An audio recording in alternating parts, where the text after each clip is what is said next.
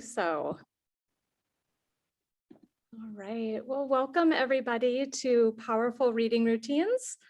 As Patsy said, my name is Mara Martinson, and let's see if I can get my slide to move over to the next one here. It's sometimes funny. Yep. Oh, you There got we it. go. Bottom left, right? Yes. All right. So as a quick introduction, I have been an adult education teacher for about 16 plus years. I tried to count it up the other day and figured out I'd been with Minneapolis public schools for about 15 years. I know I was working here before. I was working in adult education before that. At a lot of higher level settings. So working in community colleges over in Seattle, Washington. And when I applied to jobs in Minneapolis public schools, I expressed interest in dabbling in some of the lower level classes and gaining some more experience.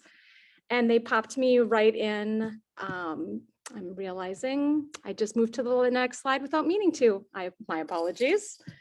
But I jumped right in and worked in some of our lowest level classes in Minneapolis adult education, working in pre-lit in level 1, where a lot of these strategies first started and have continued to kind of build throughout the years. I've also worked as an instructional coach. So again, a lot of the things that you'll be seeing today are things that I've been having the honor of being in and out of other people's classrooms and seeing what they're doing. I just had a teacher the other day use the phrase steal with a zeal. I like to think of myself oftentimes as somebody who does steal with zeal to take some really solid strategies from any classroom that I visit, but then also working in matchmaking of looking for people who are looking to find different strategies and helping people connect with those. So that's a little bit about me. Today, our presentation will be going kind of an overview of how I approach routines and how I have kind of come to develop the value system that I have regarding the routines that I use in class, and then kind of a general idea of how I break those things down. I'm hoping to spend the bulk of our time today looking at some of the routines that I use in my classroom and giving people an opportunity to share out things that they have found success with in their own classrooms as well.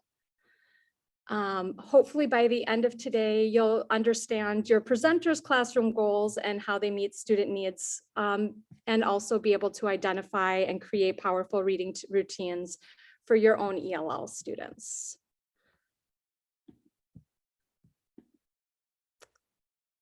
All right. Controlling my pop-ups here. All right. As an overview of how I have designed my class is I've worked in our program in multiple different classroom settings. I've worked a lot in our writing classes. I've worked in our orientation classes. But I think oftentimes I'm just realizing my heart is really connected to our low-level learners. And when I work with our low-level learners, I've often found that they focus heavily on what they cannot do. I notice a lot of similarities in myself with my students of when you realize that you have certain gaps, there's a lot of self-deprecation involved in those low-level classes and not a lot of honoring what they are capable of doing. So I've been really honored by the students that come into my class. I find that it can tend to feed my ego even a bit, that my students come in and they put their faith in me that I can teach them. But I'm also really highly aware that no teacher alone can provide what is truly needed to grow and develop, especially with students stopping in or stopping out of classes or taking large breaks within that. And I'm also just really highly aware that I need to step out of my own role of I can provide this for you, I can help you. We focused a lot on equity and paternalism of students, especially easy to fall into those traps with those low-level learners who were willing to put that faith in you.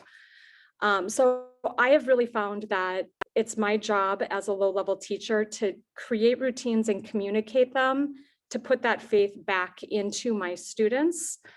And when I put that faith in them, it usually looks like helping them understand the complexity of their reading goals. Not downplaying it. Just because you're a low-level learner doesn't mean the things that you are doing aren't super complex. And so acknowledging it and naming all of the components of it is a huge part of the routine that we have in class. And that also helps with transferring the ownership of learning to students, knowing that they will have other teachers, they may move to other programs, they may move back out of the country or to another city or area. And so by being able to transfer my instructional approach and give them clear exit directions so that they can own their learning and do it more individually and without the support of the teacher whenever possible, is a big part, again, of what we will be going over today. And then we also just continue to work every day together to identify our strengths and our goals with one another. And that's the language that we use rather than talking about the things that we don't know. We acknowledge that everyone in the room has certain strengths when it comes to reading, and we all have goals, no matter where we are on our journey. All right, so this slide makes me happy because you'll see some circles in the top corner. This is a visual my daughter actually helps me make. For those who know me, they know I am kind of big on bulleted lists, checklists, and filling information in tables. And I am blessed to have two children who learn and approach life in very different ways. And so as I was talking through some of these things with her, she's 11 years old and amazing. She helped me with this little visual that she was making on her iPad of really thinking about how our students begin learning in different places. And so I always think of like some of our low-level learners of being inside of that pink circle, of moving through these set routines that they're going through and then connecting those in as they are developing more and more of their skills. It gets larger and larger, but it never ends. And so we always talk about where we're falling in these concentric circles and how we're going to sit and follow those same routines again and again. And you can see those on the left side of the slide of working on pre-reading, reading our sight words, reading our vocabulary words, and reading to understand. And that we might move on to another unit, but that we're all in a different place within those concentric circles of figuring out how much we're building. But as long as we're always building our way out and acknowledging all of the skills that we've pulled up, then students are really able to continue to celebrate that success. And so what I'm hoping today is to go through some of the routines that I use into these key areas of pre-reading, reading our sight words, reading vocabulary words, and reading to understand. And I know the definition or the title of our presentation today is Powerful Reading Routines, but I just want to also put it out there that I'm going to be very happy to hear from anybody in our group today that wants to share the routines that they have found success in, because again, I love to steal with zeal. I love to think about these different strategies people are using in their classroom to address similar issues, and to acknowledge there's not just one or two routines that would be the best or the most ideal examples, but really the power comes from having those routines that students know what to expect and can feel that understanding that they are able to accomplish the task because they know what to expect from the class format. So with that, I have a little visual reminder to check in and see if there are any questions, either for myself or anyone else in the group.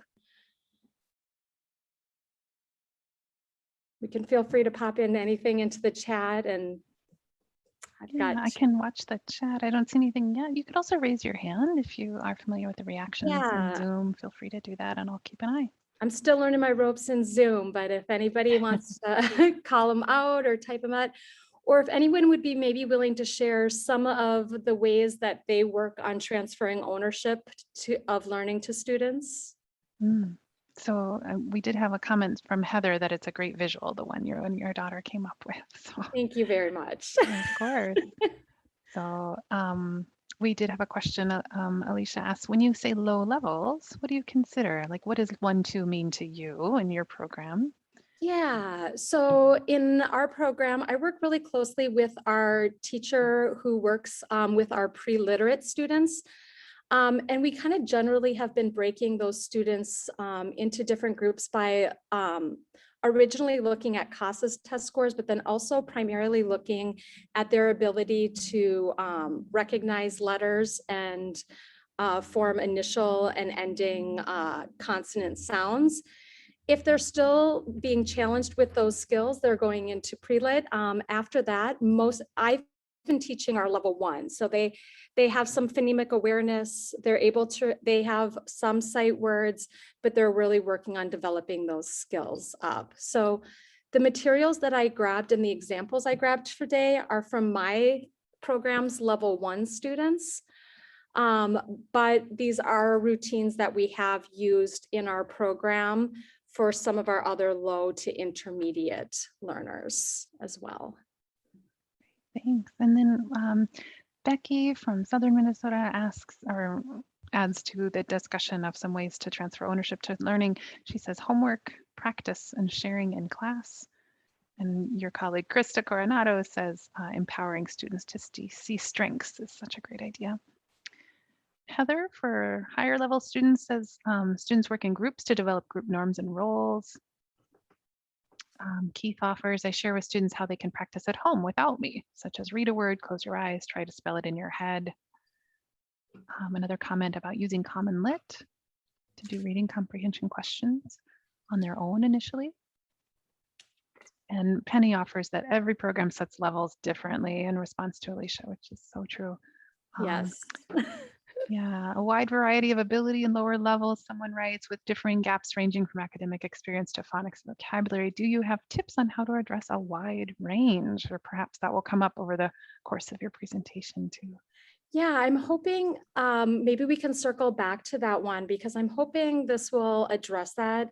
Even within when we're talking about the wide variety of how we define these levels, there's a wide range, and in each one of our levels, whether they're 1 or 2 or 3, wherever they may fall, I'm finding students have a very wide range of experience. And again, kind of coming back to as I was moving through and identifying the routines that we have, a lot of our students who identified themselves as some of the strongest in the room, I realized that they weren't as challenged by other classes to acknowledge some of the gaps that they have in their reading.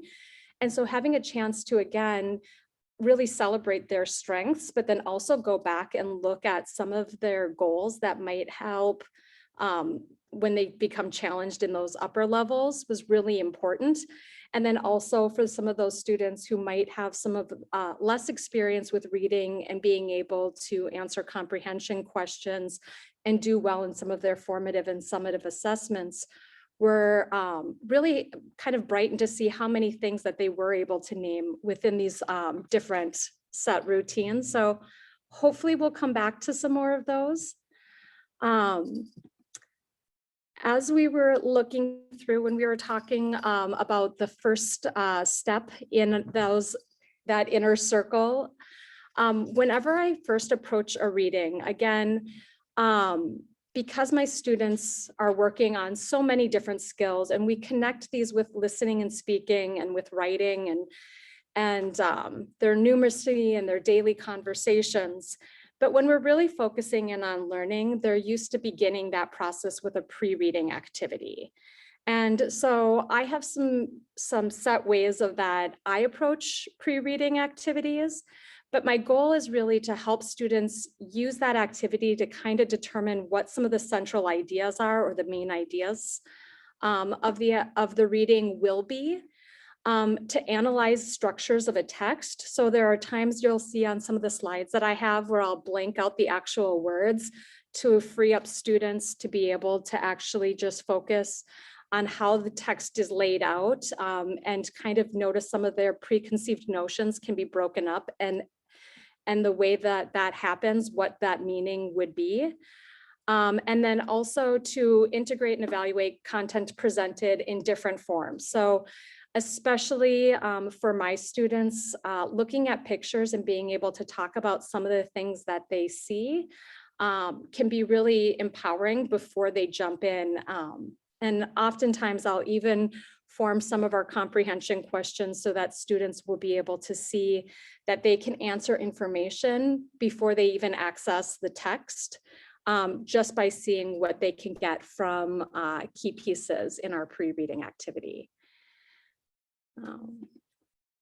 All right, so in the theme of empowering students to be able to own this, a big part of my class is having visual exit directions. This was a huge benefit to me that I had invested this time in making sure that we had routine visual exit directions for each component of our reading, so that when we did move online, it didn't feel drastically different.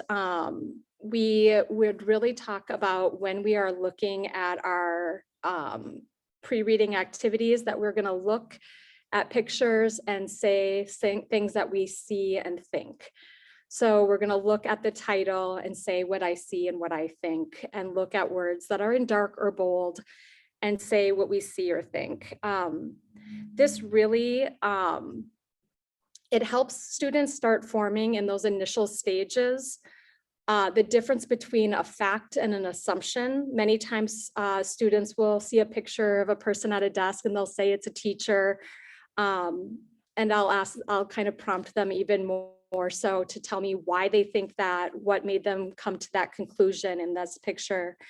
And really kind of be able to understand all of those different components. I also personally love starting with a pre-reading because pre is the very first prefix that we teach in my class, because again, I want them to know that this is something that they can access and find information in any reading, and that those visuals, again, as you're moving up into different levels, in my class, those visuals are pretty simple, but as they kind of go, there's different charts and graphs that can be spent, the time that is spent on that information and the amount of answers that students can draw and conclusions they can come to are quite vast. And again, really empowering for students who might be a little bit overwhelmed with text.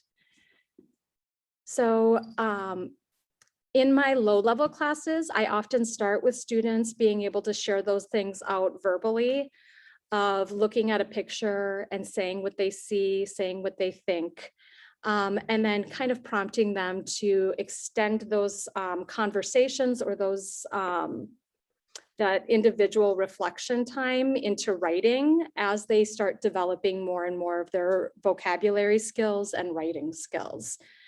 So in each one of these ones, you can see that there's pictures. These are just from the last few units that we did regarding personal information and school. There's a lot happening in these pictures, and this is a great way for me to tap in to see what vocabulary students already have, what assumptions and predictions they were able to make based upon those visuals and titles. And then on this slide, these ones were some activities, again, from our unit on school and the unit that I'm currently working on with my family. In the top left corner on the slide, you see in my family, this was an example of students having a lot of questions about how text was laid out, with carrying that assumption that a sentence begins and ends in one line. And in order to kind of challenge that one, we talked about what truly makes a sentence, and we were reviewing that in our writing activities, but then also bringing that into a conversation before we were focusing on reading and fluency, of where the sentences begin, where do they end, and how many there really were. So students were able to look at that picture, look at the title, and then answer their questions on who and how many.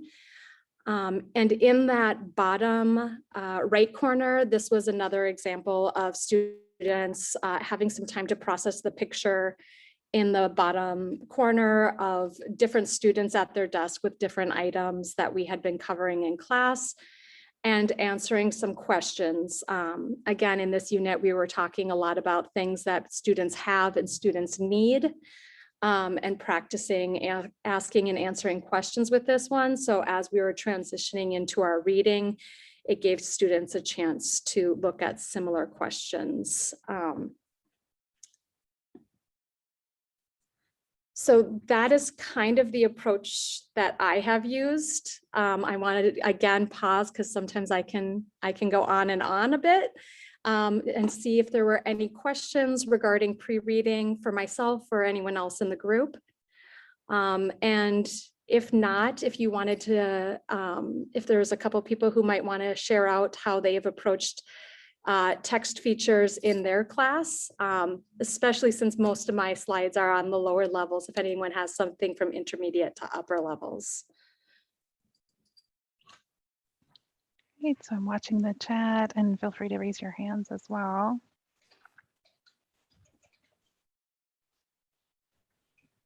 So how have you approached text features in reading activities?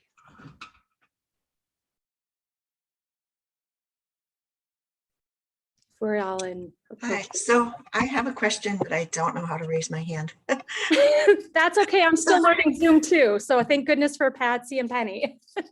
So I guess it's not really so much a question as it is what you're doing is reminding me of what our supervisor suggested that we use for conversation classes that we're holding in addition to our core English classes. And we present a picture, probably from current events from a article in like News ELA, and we then ask, what do you notice?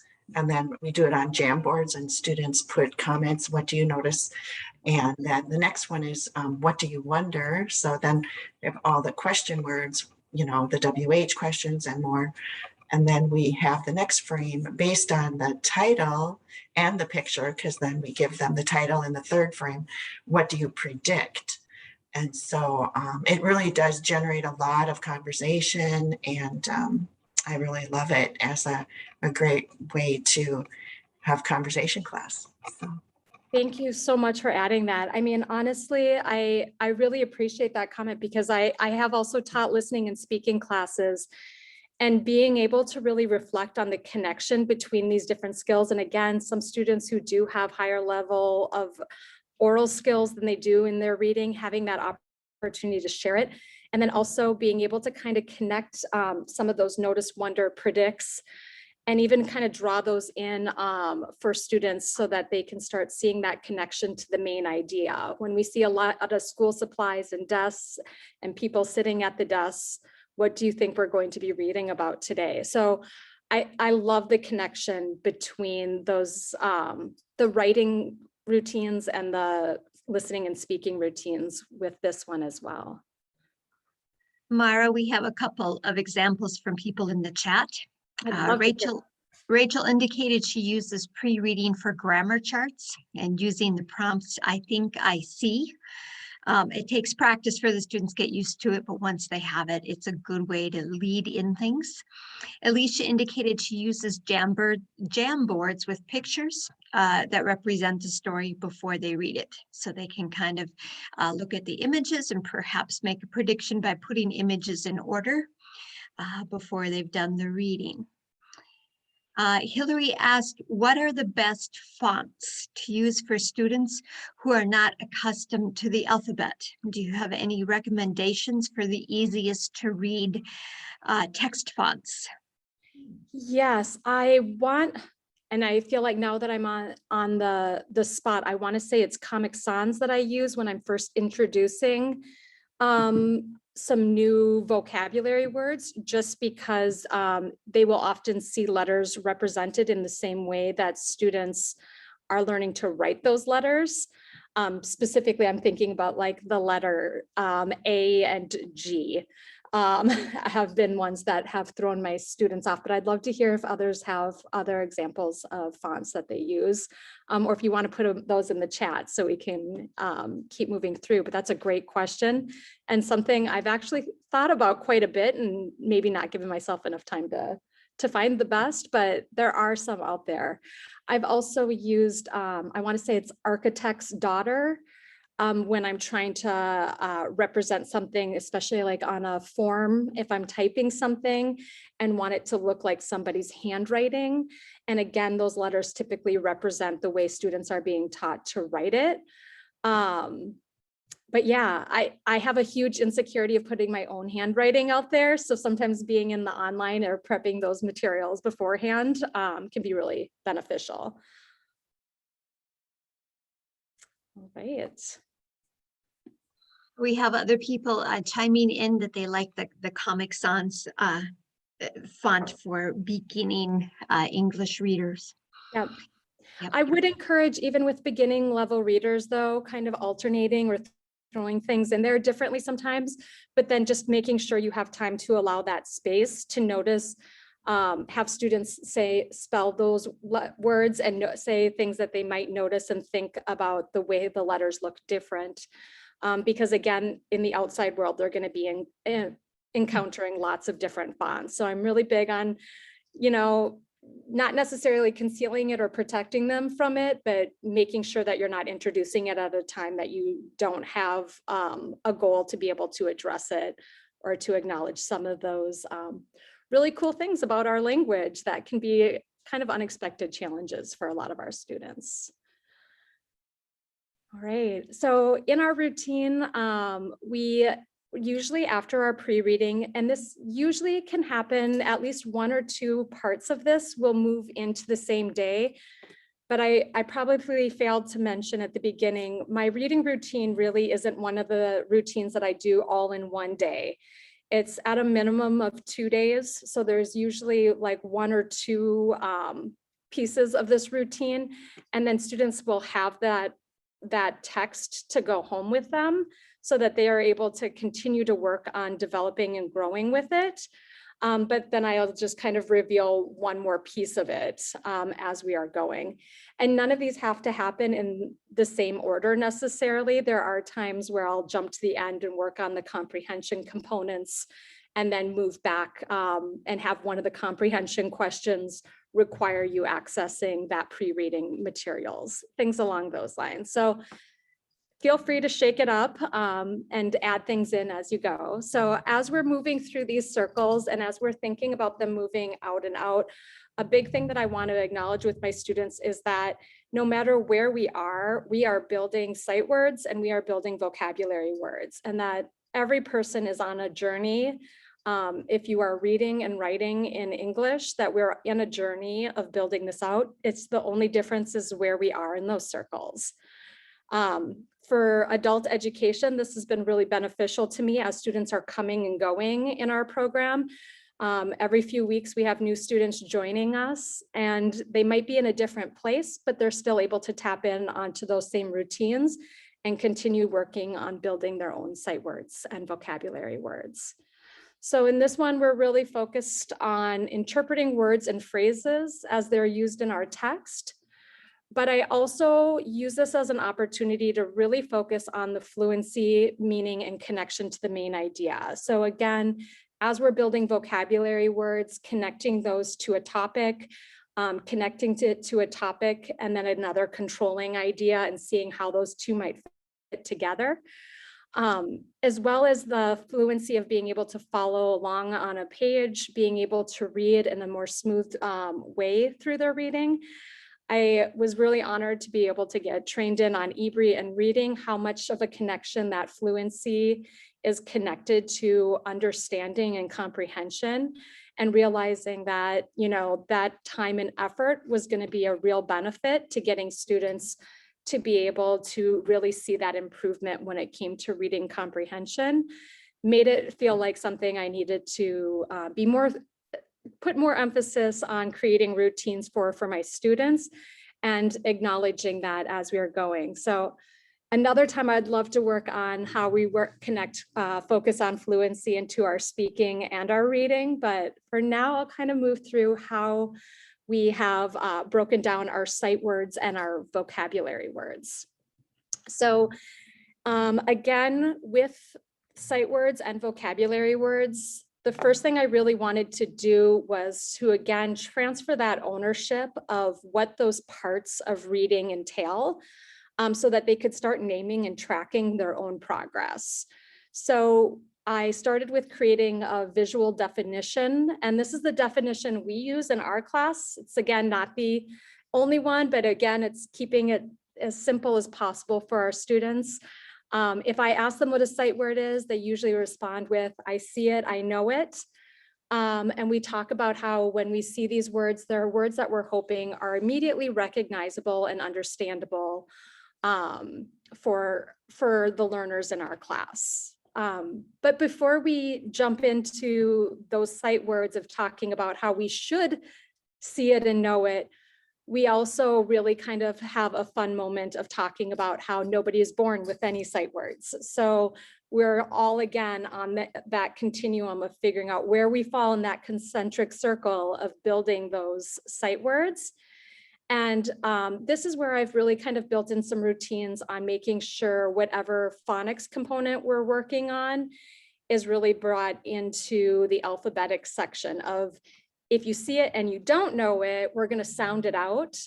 We'll sound it out a few times and in a few different ways, and then repeat it over the next couple of weeks repeatedly. And as we come out into different units and as students are growing, we'll continue to recognize when those words are surfacing back in our readings. So with sounding it out, again, in the training that I went with Ebri, I realized sometimes my desire to find those connections for students can be a benefit. And at times it's okay to step out of it. So we have really focused on being able to focus on 1 or 2 letter sounds within each unit, even though we might be touching on others. So sometimes it's connected to the reading and sometimes it's not. But when it is connected, we make sure that students, again, have that opportunity to practice saying their letters and going through some of the sounds that they know for those letters. So again, in my nonverbal way for a lot of my students, we say, you know, what's this letter's name? What's the sound? What's the name? What's the sound? And then as we're moving through this one, when we're talking about the sounds, this has been extra challenging now that I'm back in person. It was actually something that was less of a challenge to do when I moved online, and more of a challenge when I came back in person with masks on, is we do a lot of focus on where are my lips, where's my tongue, where's my teeth, where's my air. And so students are, I find, once you acknowledge the complexity of these letter sounds, a lot more willing to turn on cameras or look in a mirror or do whatever it may take to figure out how they are making those letter sounds and how they're blending those into words. So when we were in our unit working on where questions and learning prepositions of place, you can see in the top what were some of the sounds that we were focused on. Short I and short O were things that were reviewed, but we added the short U along with the consonants N, D, and R. And then they really worked on practicing sounding those words out. Now, for a lot of students in my group, when we talk about that range of students, for some students, those words were super easy. They looked at them, they were able to say, I see them, I know them already. And for those students, we used it as an opportunity to kind of differentiate what their needs were and to see if they were able to break down how they were sounding those words out. So we do a lot of letter counting in these words, and we do a lot of, once we count them, breaking down how many sounds we're hearing. And in our lessons, we had a lot of practice with vocabulary words, which we'll move on to, and you'll see some examples of as well, with that ER ending, and talking about when we're sounding it out, it didn't really have that E sound, but rather jumping right into the sound that students had been practicing making. So they were really kind of categorizing how they were able to break down those letter sounds in each one. Again, naming the letters, then naming how many sounds, and then counting how many letters and counting how many sounds. So these were just two examples. And as you can see, in my lowest level of classes, we are often connecting some of our sight words to our grammar focus for the week. So again, that they're able to get that repetition. But we also at times will connect it to other content areas or other areas that we might be focusing on, like days of the week, months, wherever it might be. And then I'll try to find those readings that are sneaking that vocabulary in so that they're able to practice those again and again, and really acknowledge how many times it is repeated. This is the part my students have actually given me a lot of feedback that they really like. So it's been a newer routine in my class, something that I've implemented over the last 2 years. With helps from some really awesome STAR and EBRI trained teachers who got that training before I did. They might be in this room and know who they are.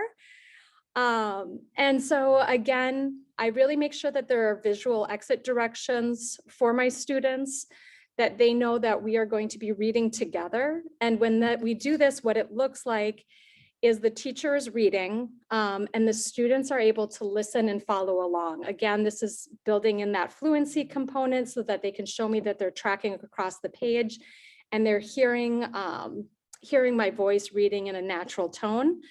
But then what they will also do then is students will see some words that are circled, and these are words that we had been practicing and we're working on building as our common sight words.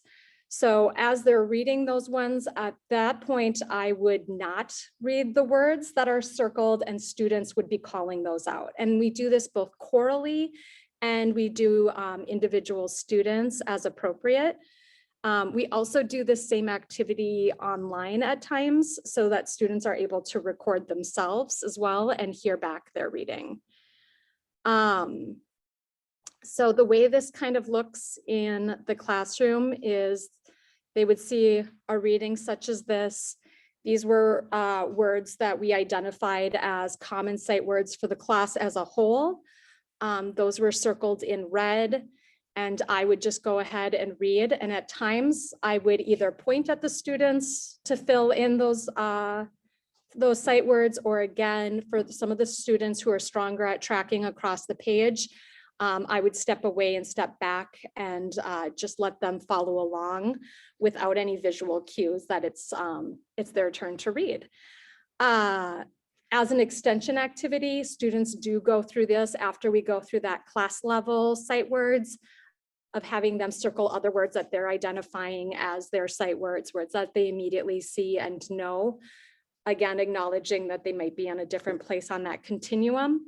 And then we will kind of do that more individually as I'm moving around the table and students are working on other pieces of their writing. For our vocabulary words, I use much of the same process. We start with that visual definition. Again, and kind of extending it about a little even further of when I look at the word, I understand it. We use the same process of sound it out and repeat it, starting to see myself using my same hand gestures while I'm talking to the group today. But we also do a lot more to incorporate that building of new vocabulary words, of looking at pictures, discussion, applying it into our reading and our writing and our listening and speaking activities. A lot of times sharing it in L1 can really help, and having those conversations. Learned a whole bunch about different terms of family in Spanish, Somali, and Oromo this week, so I'm pretty stoked about that. But this is just one example as we were talking about family. And again, if anyone wants to know any of these words in Somali now, I'm feeling pretty good about myself. These words are things that students will begin to be introduced by listening, repeating, spelling, and pointing. And this can be done in written activities. It can be done online in matching activities. try to get my students up and moving whenever possible. But then we do want to continue to acknowledge some of the difficulties that come with these vocabulary words, that they are usually less simple when we're looking at them than some of the sight words they may be more comfortable with. If I could draw your attention to this word daughter, this one was causing quite a hubbub in my class this week as they were prompted to move through the process of looking at those words and counting the letters and figuring out how many sounds they would identify making in this and noticing certain patterns. So some of my students were really excited to learn that GH was another letter combination that meant silent. But at the same time, a couple of my students found it even more frustrating. But it was definitely a fun conversation to see that GH isn't going to make a sound, and that two vowels next to one another also were grouped all together. So seeing how students were able to break down the number of letters and the number of sounds, and to really, again, practice building that vocabulary based on the sight of the word, based on the sound of the word, and then also really trying my best to connect it back to that main idea of, if we connect this to our pre-reading activity and we know that the title is family and we are identifying initial consonant sounds of M, that what would be some good guesses, even if you didn't have all of the other letters? How many people in family have the letter M as their initial sound? So really kind of building that opportunity for students to acknowledge how much they do know, even if some of those sounds were posing difficulty. And then the process for the vocabulary words that we use in order to be able to repeat again and again, and also create that fluency component, is really similar to our visual exit directions for the sight words. And again, oftentimes it's something I'd like to connect, especially if students are looking at a text that's longer than they would normally feel comfortable with. I really like to make sure that they start with identifying, okay, let's just begin with having to read those sight words. Now let's look at how many of our vocabulary words we're able to read. And then as you move on, connecting that so that they can really see in a text, how many words do we feel really strong that we know, and how many are going to kind of slow us down and require more decoding. So again, that process looks really similar of the teacher reading those words out and either calling on students individually or having students read these words chorally and being able to hear that. Again, for those students who are at a higher level, you can have them move into teacher role, especially if you feel like they are able to read these sentences more fluently and be able to provide the support to students. So doing group work or partner work can really be helpful in that one, of having practice sharing those roles. As you can see in this particular text, it's pretty name heavy. By the end of the week, my students were pretty good with these names, but again, those were provided opportunities to work on some decoding, and we all kind of acknowledged that names, no matter what we're reading, can pose quite a challenge when we're working on a reading. So building those vocabulary words and sight words are even more important. All right, I'm going to take a breath, see if there's any questions out there. We did have a question. Go ahead, Penny. Mara, we did have some questions come in during your last section here. Michelle asked, I noticed that you have letters written in the lowercase first and then in the uppercase. What is your reasoning for that? Yeah, so I do present it in both ways. I oftentimes do present it in the lowercase before the uppercase because I have more students when we're transferring our skills into writing. I have noticed trends that they are writing all of their letters in capital. And so this was an attempt to emphasize some of those lowercase letters and then really highlight when we would use those capital letters. So it might just be something that I've kind of seen in my own class. And I know the text that we use in class is called Ventures. And when they present it, they do flip it the other way pretty frequently. So when I created my own slide, I wanted to make sure I had an alternate version of that. Right, and then Lorna asked for a little more information about recording students' own voice. She said, can you explain how you have students record their voice? Were they online at that time? Would they read the sight words with their microphone off or on? All right, so I'm gonna again acknowledge my Zoom limitations here, but I do have a couple of slides. In my class, when we're recording voice, if we are live in class or if we're doing it when we did move remotely, I have used that feature in Schoology, which is a program that we were invested in before COVID and even more so after. So it has some pretty cool recording features and allowed students to kind of have the opportunity to record themselves and play it back and listen to it themselves before they submit it to the teacher. I do have some slides at the very end, and I will be happy to pop in my presentation folder some of the exit directions that I have for when students are recording in Schoology, because it is like a 3-step process, sometimes 4, depending on the device that they're on.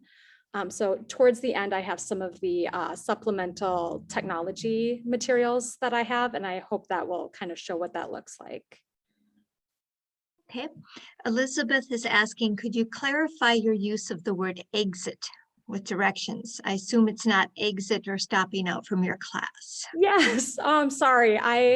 Our program, I feel really happy to be with Minneapolis Public Schools, and a few years back, they invested in an all-school training on Envoy, which was a program working on how to kind of have a classroom environment that is conducive to learning and sets expectations really high. Exit directions is a term I stole from them. Exit directions are anytime you're having students move from all together in a group to doing something individually, or if you're transitioning into another activity. And having visual exit directions, the idea behind that is that you're not saying it and having the words go up, and if somebody misses those directions, that they don't know what to do, but rather there's a visual presented that they can continue to go back and reference those. So no, they are not supposed to exit the room. I hope they never do. And then Anna just had a tip. She said for students with higher digital literacy levels, Flipgrid is a tool that can work for recording. Yeah, and I've seen that in other classes and I keep meaning to try it. So I'm gonna write yourself a note on that one again.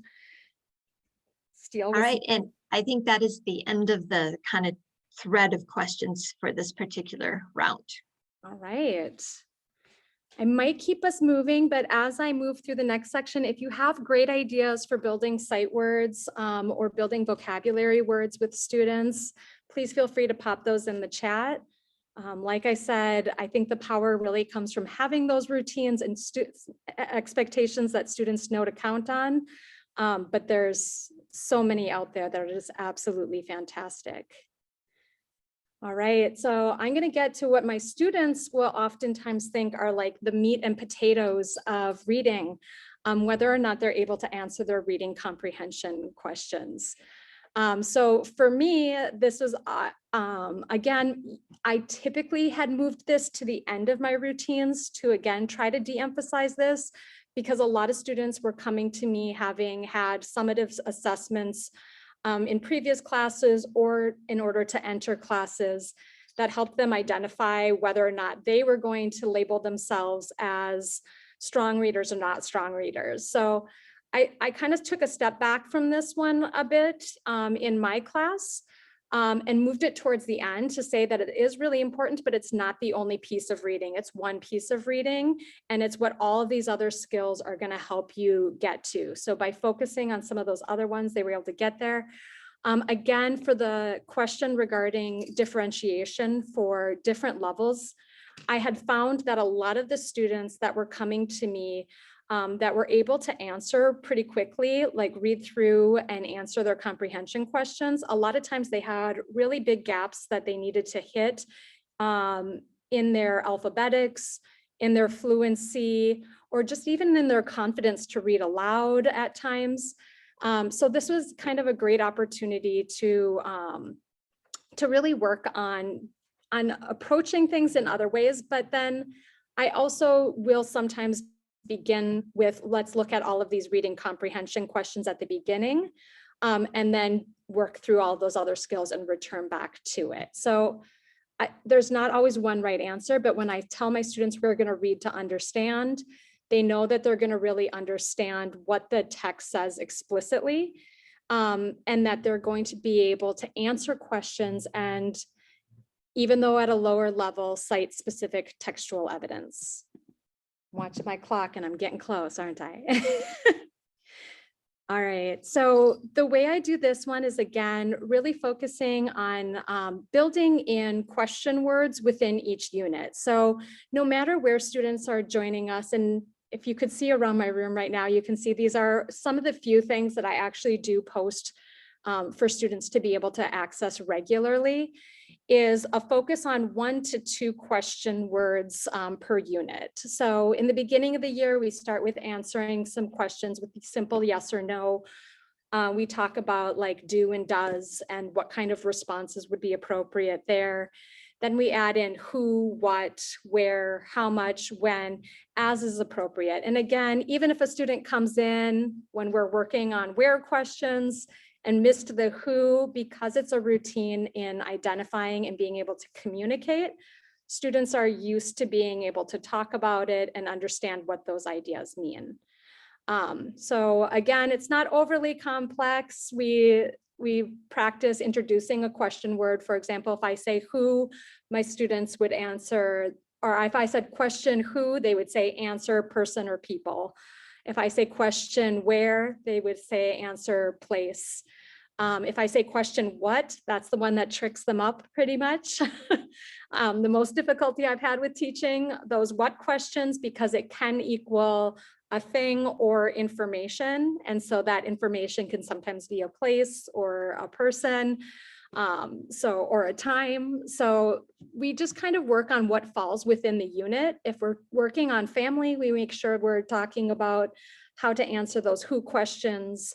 When we were talking about personal information unit, we made sure we were looking at what is your name, what is your address, what is your zip code.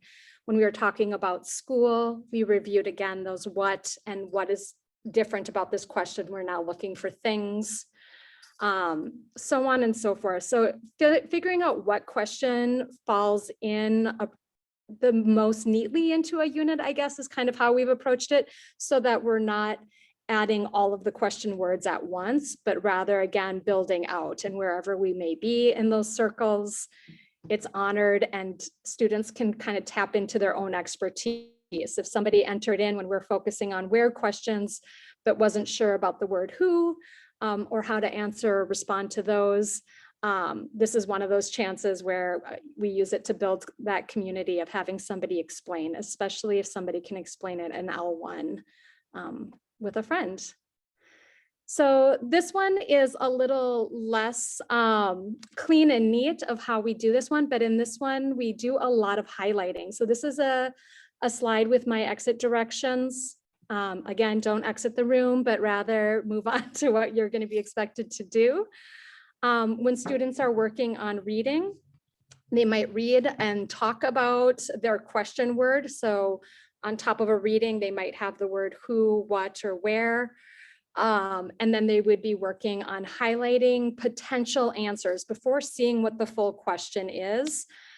So if you see a word who, trying to identify as many people in that reading as possible. I've done this individually. I've done it in group works. My students love using the highlighting feature whenever possible. Here's one example of how students were able to do this one. This was a group activity where students saw their question word at the top with the same reading. This was a reading that they were familiar with because we had gone through it for the sight word component and the vocabulary words previously. They were feeling pretty confident with the text. So when they moved into their groups, I gave one student a highlighter It's usually the student who is less likely to call it out or dominate it. They were the only ones with the highlighter, and they had to be able to discuss and choose which ones they would highlight. I'm just going to call out that center one because I was particularly happy that they figured out that they wanted to circle, somebody who didn't have the highlighter wanted to circle the prepositions of place that we had been covering in our grammar unit and how that was connected to those where questions, making their teacher proud.